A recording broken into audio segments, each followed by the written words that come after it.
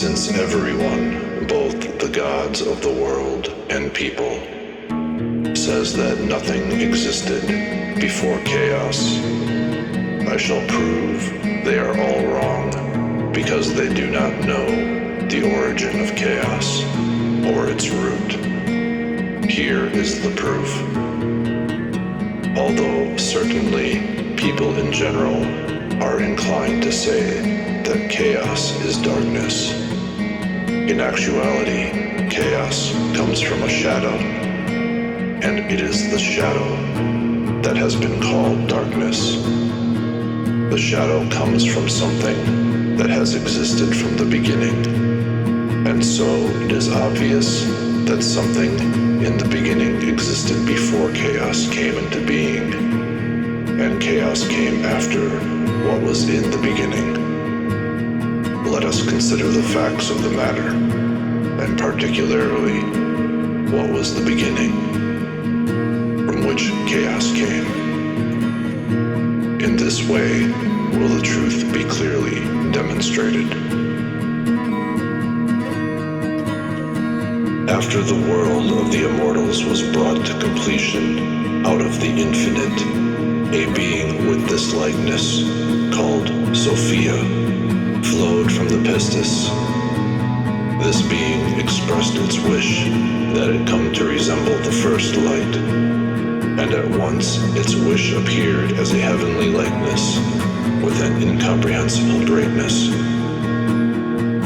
This being came to be between the immortals and what came after them, like what is above, and Sophia served as a veil separating humanity from the things above.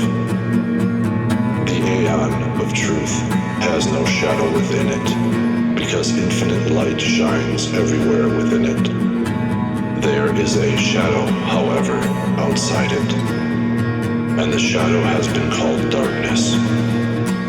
From the shadow appeared a power set over the darkness, and the powers that came afterward called the shadow limitless chaos. From it, every sort of deity emerged, one after another, along with the whole world. So the shadow came after something that existed in the beginning, and then it became visible. The abyss also came from Pistis, whom we have mentioned. The shadow sensed that there was one stronger than it. It was jealous, and when it became pregnant by itself, all of a sudden it gave birth to envy.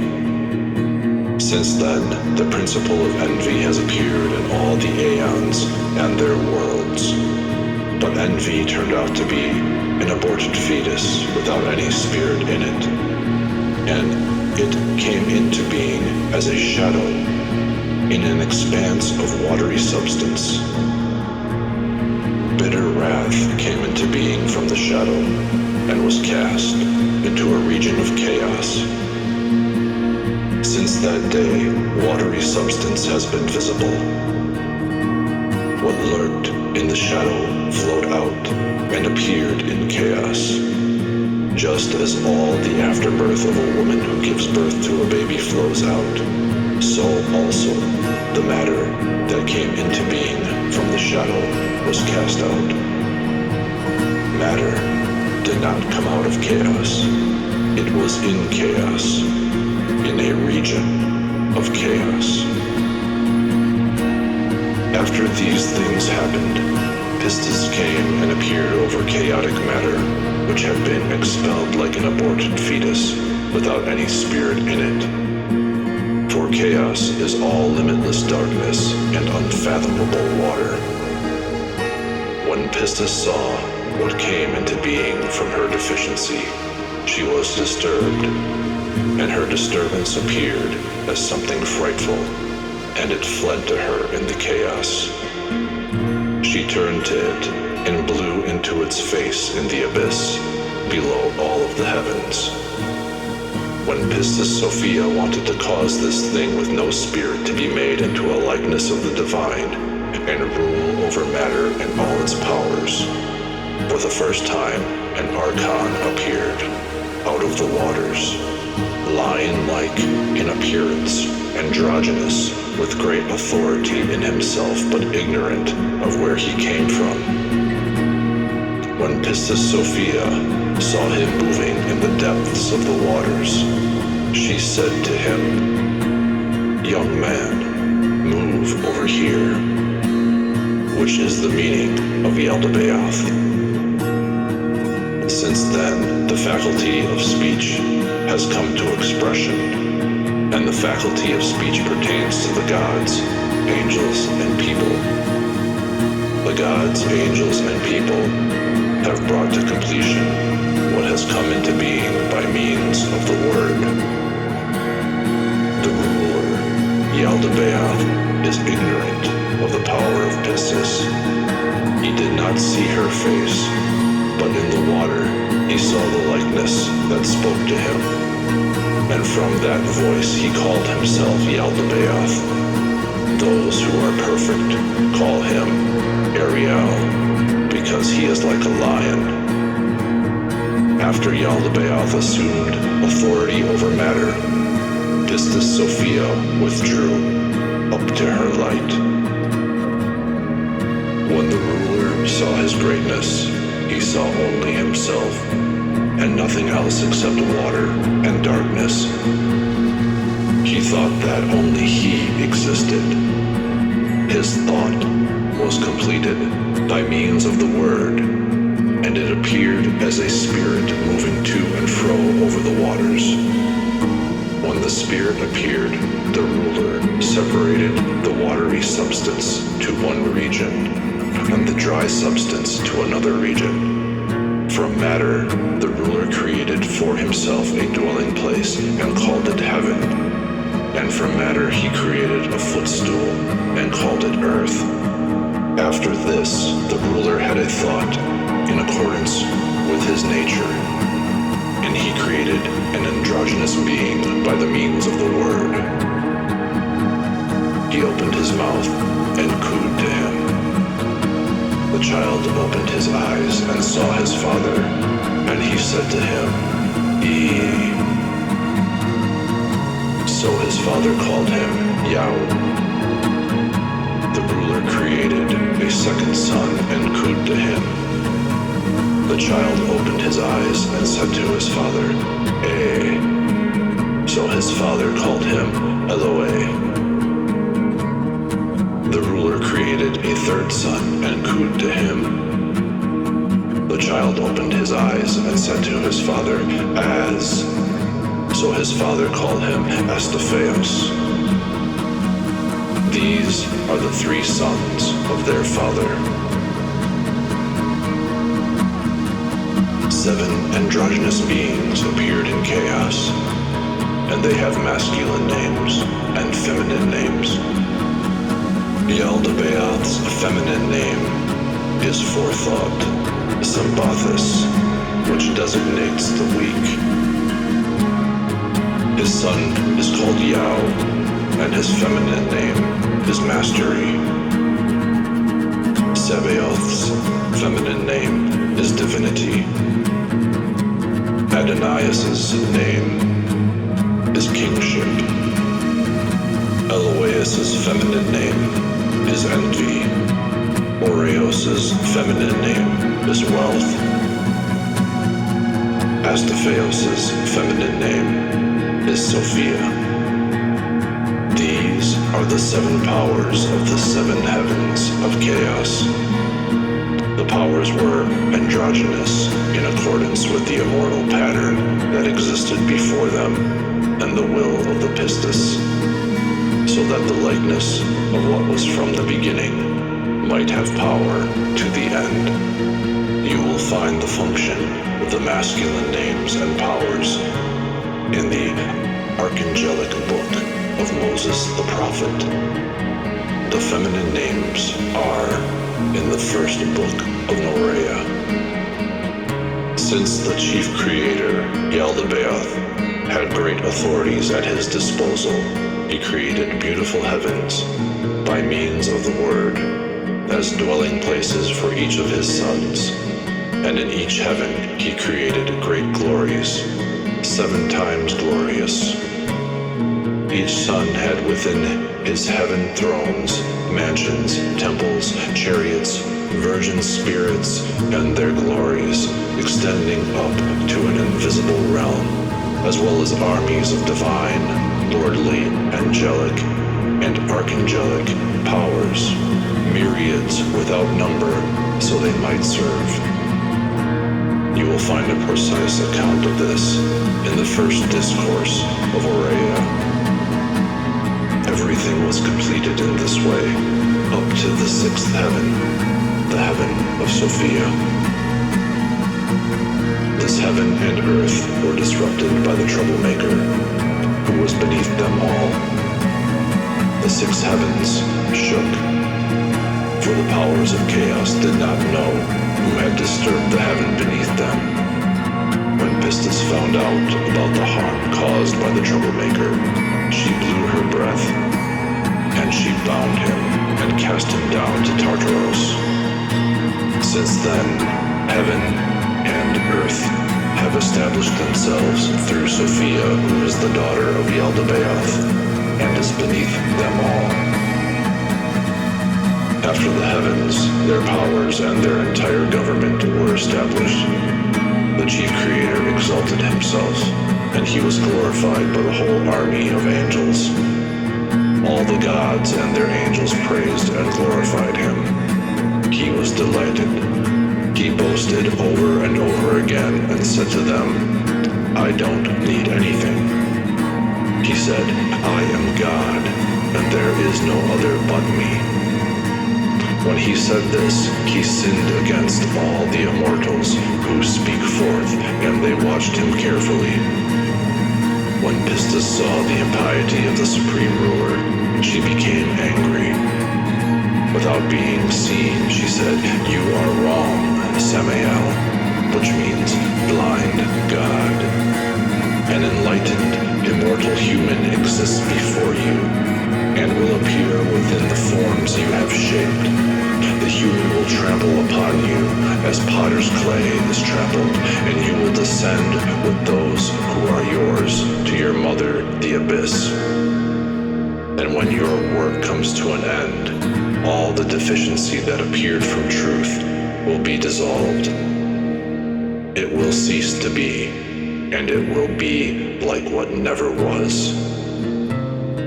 After Pistis said this, she revealed the likeness of her greatness in the waters, and then she withdrew up to her light. When Sabaoth, son of Yaldabaoth, heard the voice of Pistis, he sang songs of praise to her, but he condemned his father and mother on account of the word of Pistis. He glorified her because she told them about the immortal human and the light of the human. Pistis Sophia pointed her finger and poured over him light from her light, as condemnation of his father. When Sabaoth was enlightened, he received great authority over all the powers of chaos, and since then he has been called Lord of the Powers. He hated his father, who is darkness, and his mother, who is the abyss. He loathed his sister, who is the thought of the chief creator and who moves to and fro over the waters. All of the authorities of chaos were jealous of Sabaoth because of his light. They were upset, and they waged a great war in the 7 heavens. When Pistis Sophia saw the war, she sent 7 archangels to Sabaoth from her light. The archangels carried him up to the 7th heaven and stood in his presence as his attendants. Then she sent 3 more archangels to him and established his kingdom above everyone, so that he might dwell above the 12 gods of chaos. When Sabaoth occupied the place of rest because of his repentance, Pistis also gave him her daughter Zoe with great authority, so that she might tell him about everything in the 8th heaven. and since he had authority, he first made himself a mansion. It is immense, magnificent, 7 times as great as all the mansions in the 7 heavens. In front of his mansion, he created a large throne on a chariot with 4 faces called cherubim. The cherubim throne has 8 figures on each side of the 4 corners, figures of lions, bulls, humans, and eagles, and there are a total of 64 figures. 7 archangels stand before the throne. Sabaoth is the 8th, and he has authority, and so there are 72 figures in all. From this chariot, the 72 gods took shape, so that they might rule over the languages of the 72 nations. Beside that throne, he created other serpent-like angels called seraphim, who glorify him unceasingly. Then he created a congregation of angels, thousands, myriads without number, which was like the congregation in the 8th heaven. He also created a firstborn called Israel, that is, the person who sees God. And he created another being called Jesus Christ, who is like the Savior above in the 8th heaven, and who sits at the right of Sabaoth on a remarkable throne. At his left, the Virgin of the Holy Spirit sits upon a throne and glorifies him. 7 virgins stand before her with 30 harps and lyres and trumpets in their hands, and they glorify him. All the armies of angels glorify and praise him. Sabaoth sits on a throne covered by a great light cloud. No one was with him in the cloud except Sophia, daughter of Pistis, and she taught him about all the things in the 8th heaven, so that what resembles these things might be created, and his reign might last until the end of the heavens of chaos and their powers. Pistis Sophia moved him away from the darkness and summoned him to her right, and she put the chief creator at her left.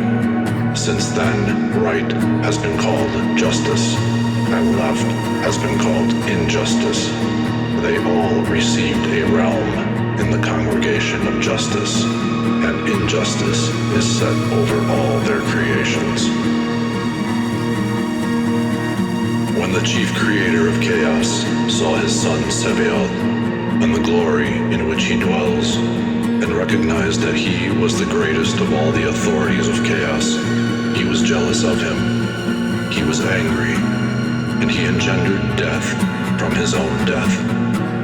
Death was established over the 6th heaven, for Sabaoth had been carried away from there. So the complete number of the 6 authorities of chaos were realized.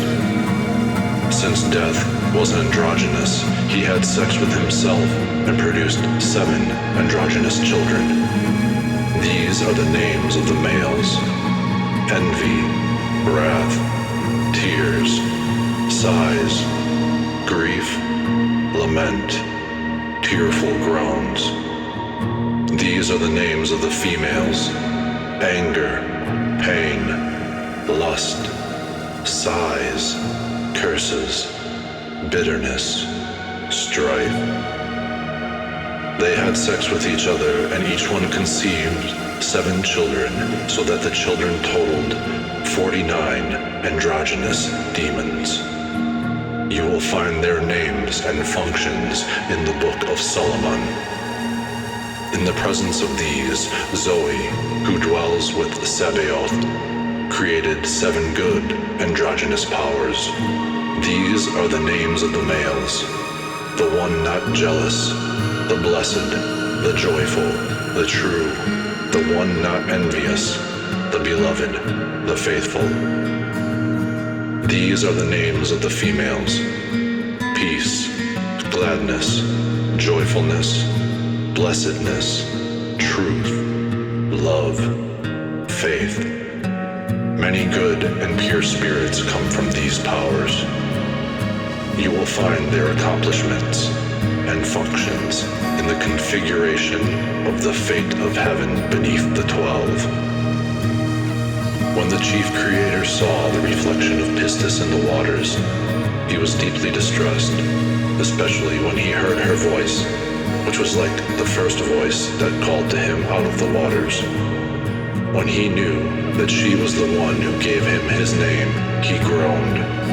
He was ashamed because of his transgression. And when he knew for certain that an enlightened, immortal human existed before him, he was greatly disturbed, because earlier he had said to all the gods and their angels, "I am God. There is no other but me." For he feared that they might know another existed before him and condemn him. But the chief creator was a fool. He had contempt for condemnation and acted rashly, and he said, "If anything existed before me, let it appear so that we may see its light." And at once, look, light shone out of the 8th heaven above and passed through all the heavens of the earth. When the chief creator saw that the light was beautiful as it shone forth, he was amazed and very much ashamed. The light appeared, and a human likeness was visible within it, and it was marvelous. No one saw it except the chief creator and Forethought, who was with him. But its light was visible to all the powers of the heavens, and so they all were disturbed by it. When Forethought saw this messenger of light, she fell in love with him. But he hated her because she was in darkness. She desired to mate with him, but she was not able. When she was unable to satisfy her desire, she poured out her light upon the earth. Since then, this messenger has been called Adam of Light, which means the enlightened person of blood. The earth upon which the light of Forethought spread was called Holy Adamus, which means the holy adamantine earth. From that time on, all the authorities have honored the blood of the Virgin, and the earth was purified because of the blood of the Virgin. Further, the water was purified by the reflection of Pistis Sophia, who had appeared to the chief creator in the waters. Rightly has it been said, "Through the waters," since the holy water gives life to all, it purifies all. Out of this first blood, Eros appeared. Eros is androgynous. His masculine side is Himeros, because he is fire from the light, and his feminine side is a soul of blood from the substance of Forethought. He is extremely handsome in appearance, and more attractive than all the creatures of chaos. When all the gods and their angels saw Eros, they fell in love with him. He appeared within them all and made them burn with desire. Just as many lamps are lit from a single lamp, and all the light is the same, but the light of the single lamp is not diminished, so also Eros was dispersed in all the creatures of chaos, but was not diminished. Just as Eros appeared in the middle of light and darkness, and the sexual intercourse of Eros was accomplished in the middle of angels and people, so too the first sexual desire sprouted on the earth. Woman followed the earth. Marriage followed woman. Birth followed marriage. Decay followed birth. After Eros, a grapevine sprouted up from the blood that was shed upon the earth, and so those who drink of the fruit of the vine are filled with sexual desire. After the grapevine, a fig tree and a pomegranate tree sprouted up from the earth, along with the rest of the trees, of every kind, and the seed of the trees came from the semen of the authorities and their angels. Then justice created paradise. Paradise is beautiful, and is outside the circuit of the moon and the circuit of the sun, in the land of pleasure, which is in the east, in the rocky region. Desire dwells in the middle of the beautiful, stately trees. The tree of life eternal, as it appeared by the will of God, is in the north of paradise, to give immortality to the souls of holy people, who will leave their poor, mottled bodies at the end of the age. The tree of life looks like the sun, and its branches are lovely. Its leaves are like the leaves of the cypress. Its fruit is like a cluster of white grapes, and its height reaches the sky. Next to it is the tree of knowledge, which is endowed with the power of God. It is glorious as the moon shining brightly, and its branches are lovely. Its leaves are like fig leaves, and its fruit is like a bunch of good, delicious dates. The tree of knowledge is in the north of paradise, to arouse the souls from demonic stupor, so that they might come to the tree of life, eat its fruit, and condemn the authorities and their angels. The impact of this tree is described in the Holy Book. You are the tree of knowledge, which is in paradise, from which the first man ate. You opened his mind, and he loved his female partner, and condemned other strange figures, and he loathed them. After this, the olive tree sprouted, and it was to purify kings and high priests and justice who were to come in the last days. The olive tree appeared through the light of the first Adam, for the sake of the oil of anointing that kings and high priests would receive. The first soul, Psyche, loved Eros, who was with her, and she poured her blood upon him and upon the earth. From that blood, the first rose sprouted upon the earth, out of a thorn bush, to give joy to the light that would appear in the bramble. Next, beautiful, fragrant flowers of every kind sprouted upon the earth. From the blood of each of the virgin daughters of forethought, they fell in love with Eros, and poured their blood upon him and upon the earth. Next, plants of every kind sprouted upon the earth, and they had the seed of the authorities and their angels within them. Then the authorities created animals, reptiles, and birds of every kind from the waters, and they had the seed of the authorities and their angels within them. But before all this, when Adam of light appeared on the first day, he remained upon the earth about 2 days. He left the lower forethought in heaven and ascended toward his light, and at once darkness covered the whole world. When she wished, Sophia, who was in the lower heaven, received authority from Pistis and created great heavenly lights and all the stars, and she placed them in the sky to shine upon the earth and designate chronological signs, seasons, years, months, days, nights, moments, and so on. Thus, the whole region of the sky was organized.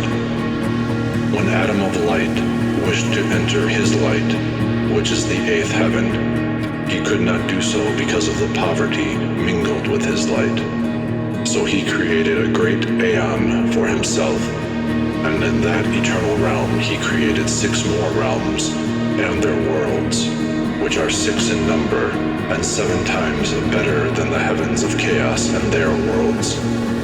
All these realms and their worlds are within the boundless region between the 8th heaven and chaos below it, and they are considered part of the world of poverty. If you want to understand the organization of all these, you will find it described in the 7th cosmos of Hieralius the prophet. Before Adam of light made his return. The authorities saw him in chaos. They laughed at the chief creator because he lied when he said, "I am God. No one exists before me." When they came to the chief creator, they said, "Is this being not the God who ruined our work?" He answered and said, "Yes. If you do not want him to be able to ruin our work, come, let's create a human being out of earth in the image of our body, and with a likeness to this being, to serve us, so that when this being sees his likeness, he may fall in love with it.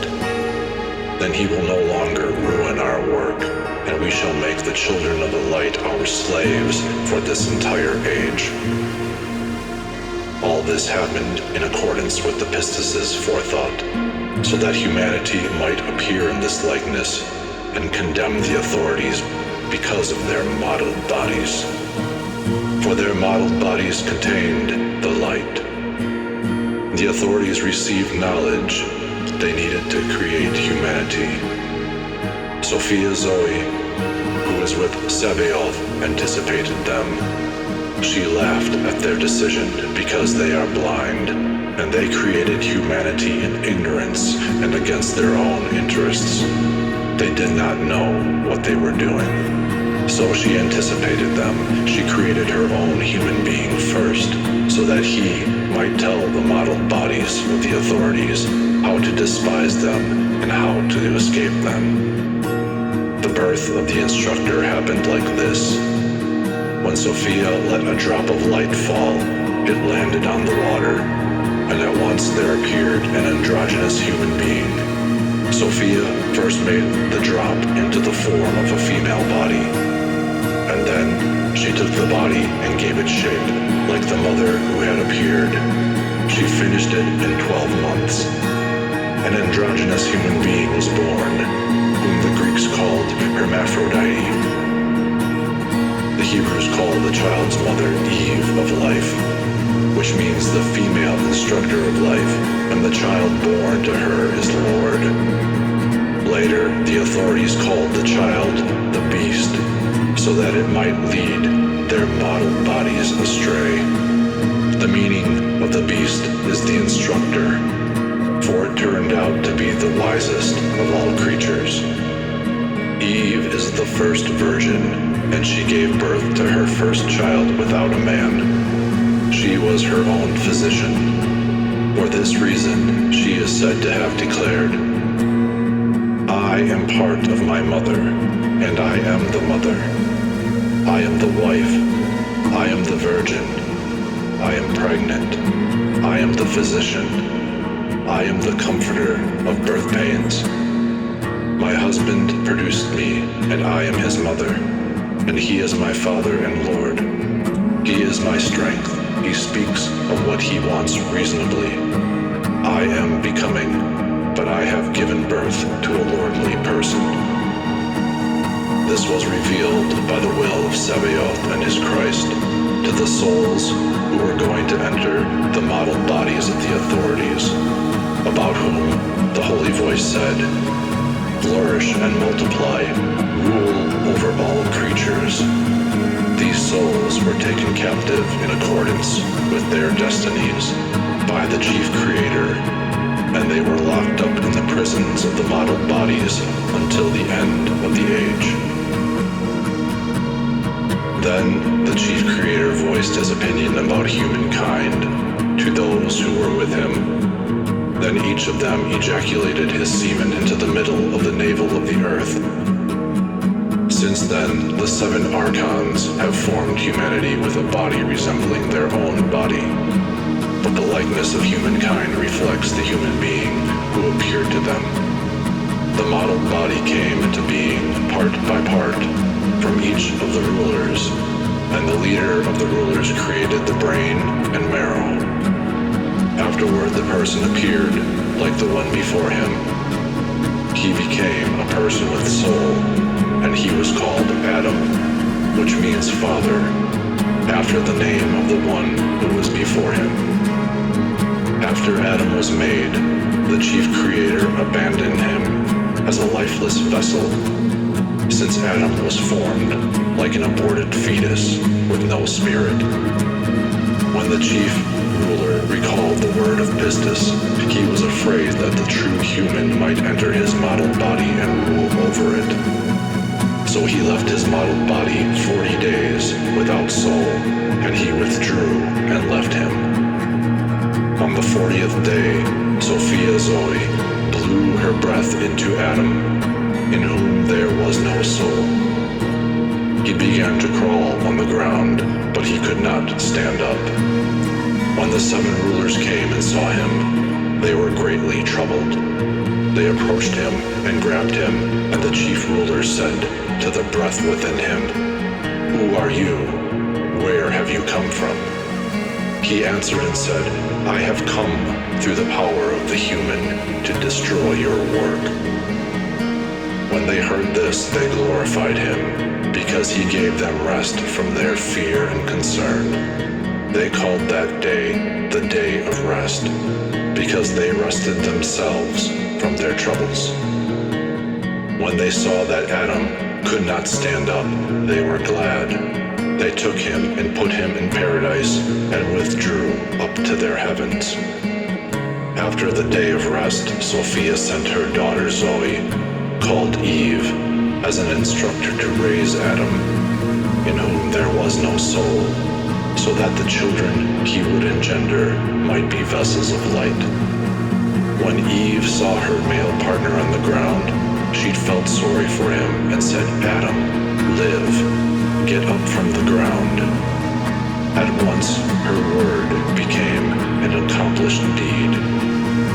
When Adam got up, at once he opened his eyes, and he saw her and said, "You will be called the mother of the living, because you have given me life."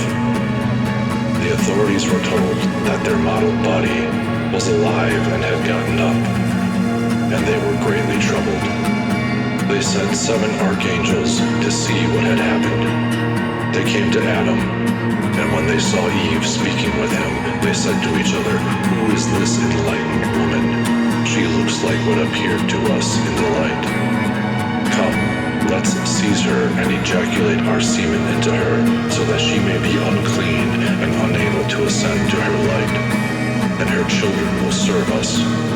But let's not tell Adam, because he is not one of us.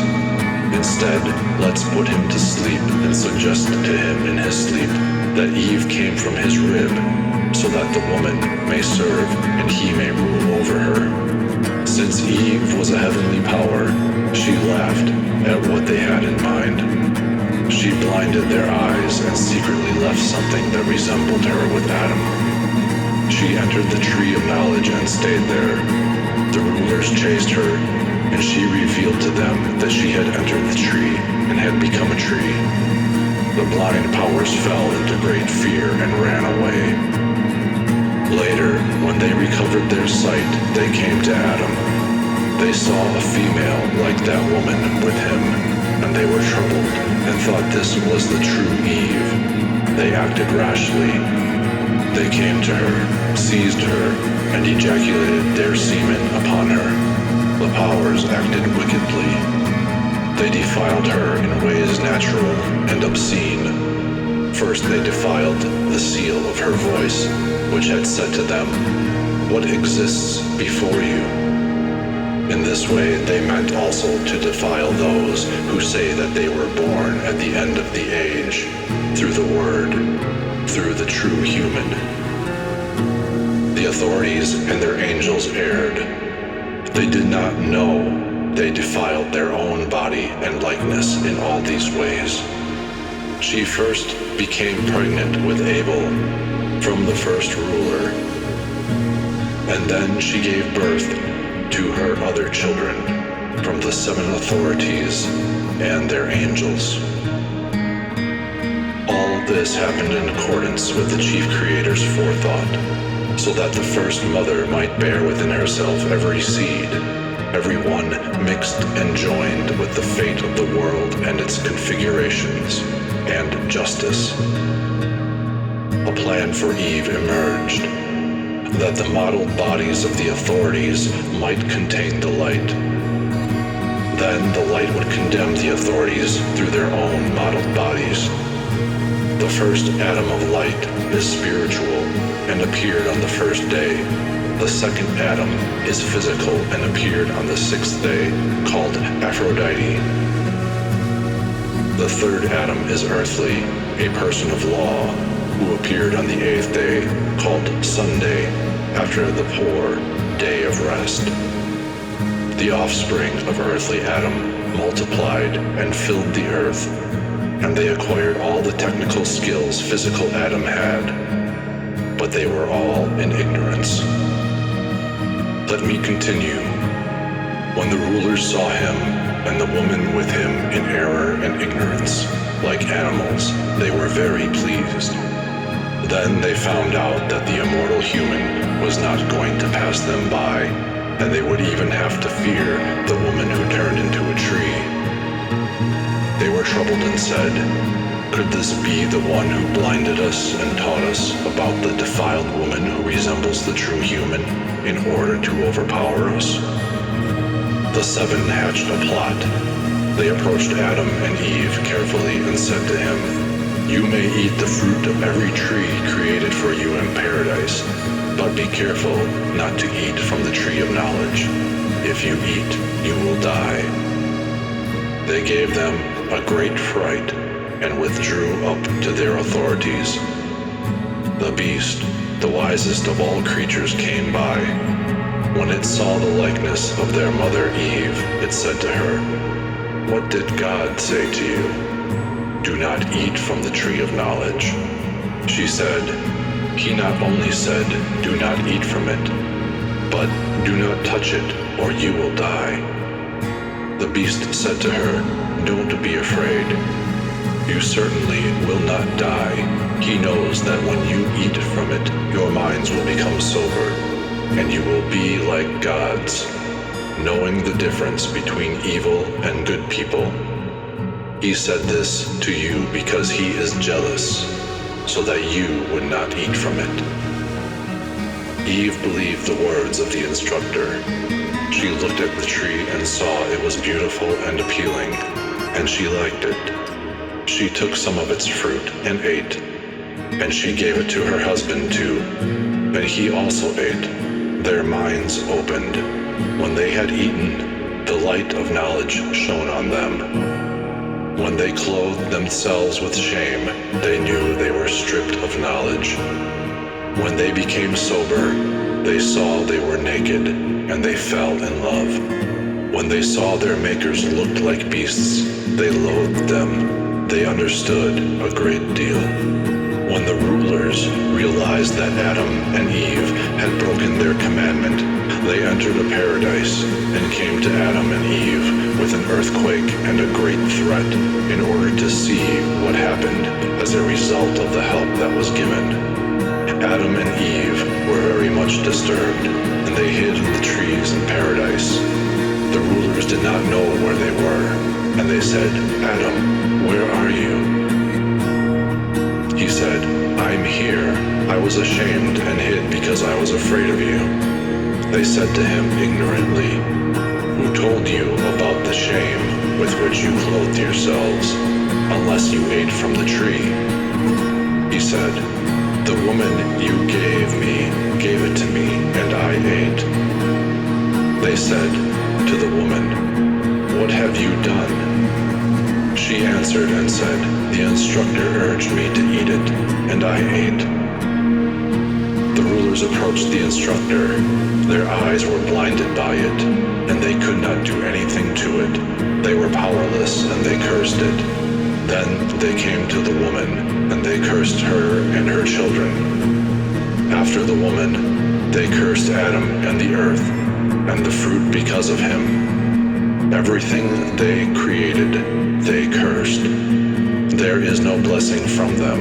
Good cannot come from evil. Since then, the authorities have known for certain that there is something stronger than they. They simply recognized that their commandment was broken. Great envy came into the world just because of the immortal human. When the rulers saw that their Adam had acquired different knowledge, they wanted to test him. They gathered all the domestic animals, wild beasts of the earth, and the birds of the sky, and brought them to Adam to see what he would call them. When he saw them, he gave names to the creatures of the rulers. The rulers were troubled that Adam had recovered from all his anguish. They gathered together and made a plan and said, "Look, Adam has become like one of us, and he knows the difference between light and darkness. Now perhaps he will go astray as he did with the tree of knowledge, and will come to the tree of life, eat from it, and become immortal, and rule and despise us, and consider us and all our glory to be foolish. And he will denounce us and our world. Come, let's throw him out of paradise down to the earth where he came from, so that he no longer can know anything better than we can." So they threw Adam and his wife out of paradise. What they had done did not satisfy them. They were still afraid. So they went to the tree of life and set great dreadful things around it, fiery, living creatures called cherubim. And among them they put a flaming sword, constantly turning in a terrifying way, so that no one from the earth might ever enter that place. After this, since the rulers were jealous of Adam, they wanted to shorten the human lifespan. But they could not do so because of fate, which was established from the beginning. To each human being there was assigned a lifespan of 1,000 years, according to the circuit of the heavenly luminaries. Though the rulers were not able to do this, each one of the evildoers subtracted 10 years, so the remaining time comes to 930 years, and those are spent in grief and weakness and evil distractions. This is how life has gone from that day until the end of the age. When Sophia Zoe saw that the archons of darkness cursed her friends who were like her, she was angry. She came from the first heaven with all her power and chased the rulers from their heavens. And she cast them down into the sinful world so that they might dwell there as evil demons upon the earth. She sent a bird that was in paradise so that, until the end of the age, it might spend 1,000 years in the ruler's world. The bird, a living creature endowed with soul, is called the phoenix, and it kills itself and revives itself as an image of the judgment against the rulers, because they dealt unjustly with Adam and his generation until the end of the age. There are 3 human beings and their descendants in the world until the end of the age: the spiritual, the psychical, and the earthly. This circumstance is like the 3 kinds of phoenixes in paradise. The first is immortal, the second lives 1,000 years, and the third is consumed according to what is written in the holy book. Likewise, there are 3 baptisms. The first is spiritual, the second is by fire, the third is by water. As the image of the phoenix appears with reference to the angels, so the water serpents in Egypt indicate those who go down for the baptism of a true human being. The 2 bulls in Egypt indicate a mystery, the sun and the moon, which represent Sabaoth, because Sophia of the Word has been exalted above the sun and the moon from the time when she created them and sealed her heaven until the end of the age. The word that is born from the phoenix also represents humanity. It is written of it, "The just will sprout like a phoenix." The phoenix first appears alive, then dies, and then rises again as an image of what appears at the end of the age. These great images have appeared only in Egypt, not in other lands, indicating that Egypt is like God's paradise. Let us return to the rulers of whom we spoke, so that we may offer an explanation of them. When the 7 rulers were cast from their heavens down to the earth, they created for themselves angels, numerous and demonic, to serve them. These angels taught people much about error, magic, potions, idolatry, bloodshed, altars, temples, sacrifices, and libations to all the demons of the earth.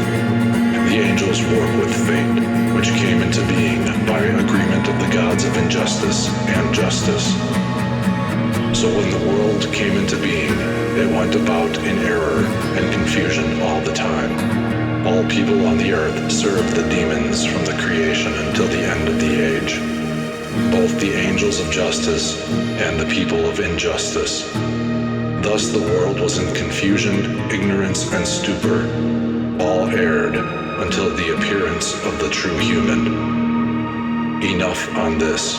Next, we shall consider our world so that we may present an accurate description of its structure and administration. Then it will be clear how the proof of hidden things which have been apparent from the foundation of the world to the end of the age came about. Now I come to the main points about immortal humanity. I shall discuss all the beings belonging to immortal humanity and explain how they got here. When a multitude of people had come into being through Adam, who was formed from matter, and the world was filled, the rulers reigned over it. That is, they kept it in ignorance. What is the reason? It is this. The immortal Father knows that deficiency of truth came to be among the aeons and their world. So when he wanted to bring down the rulers of perdition by means of their modeled creatures, he sent the blessed little innocent spirits who are like you down to the world of perdition. They are not strangers to knowledge.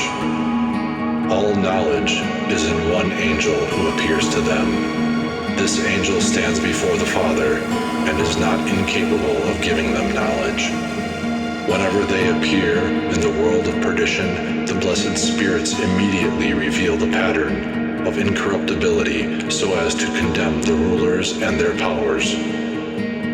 When the blessed spirits appeared in the modeled bodies of the authorities were jealous of them. Out of envy, the authorities mixed their semen with them in order to defile them, but they were not able. When the blessed spirits appeared in an enlightened form, they appeared in different ways. They came from different realms and revealed their knowledge to the church that appeared in the modeled bodies of perdition.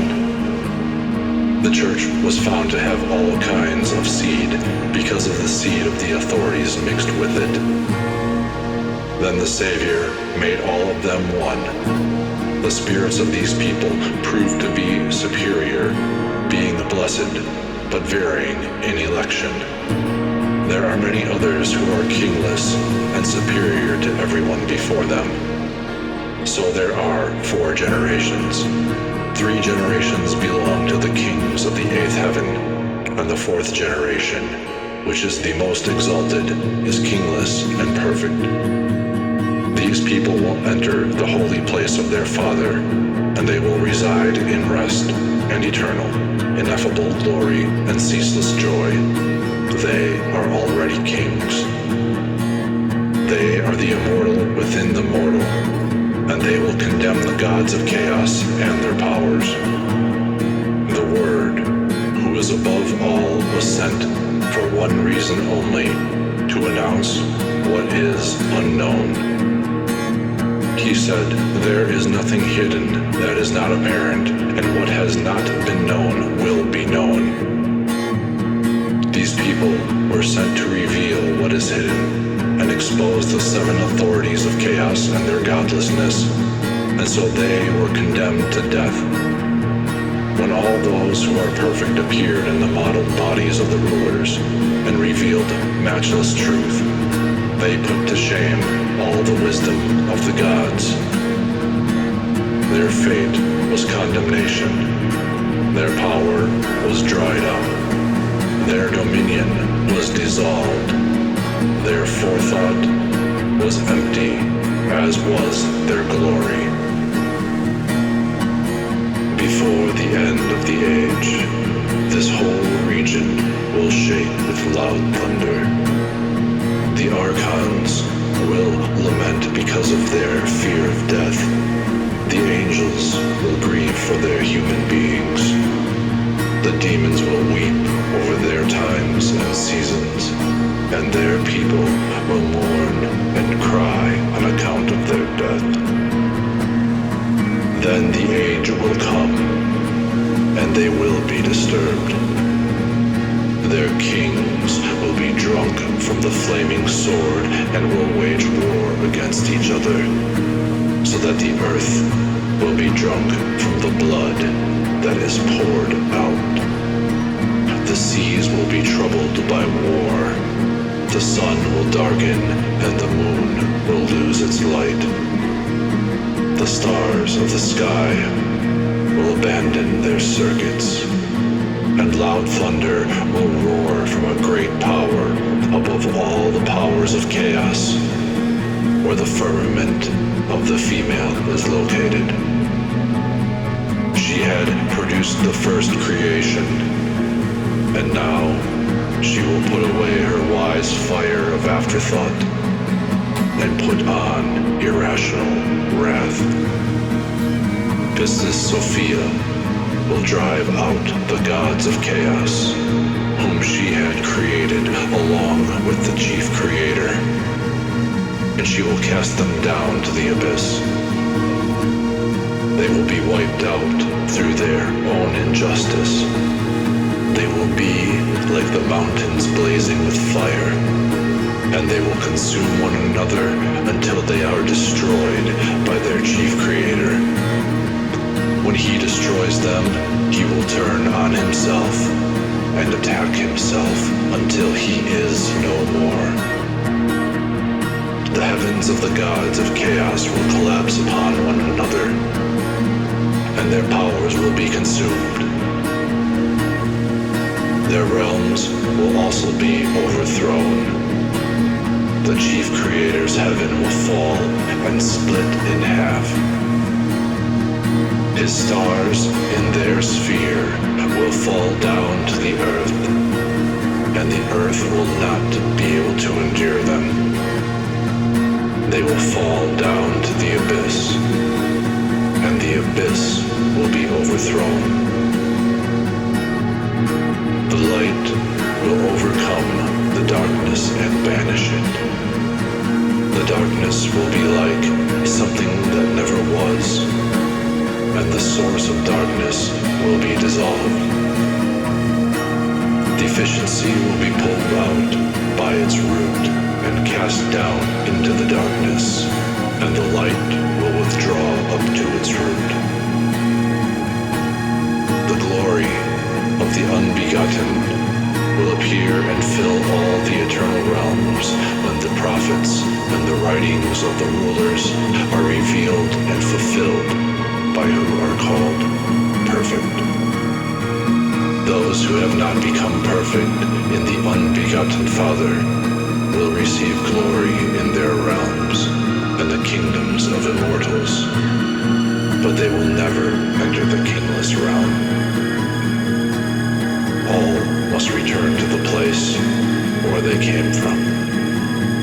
By what they do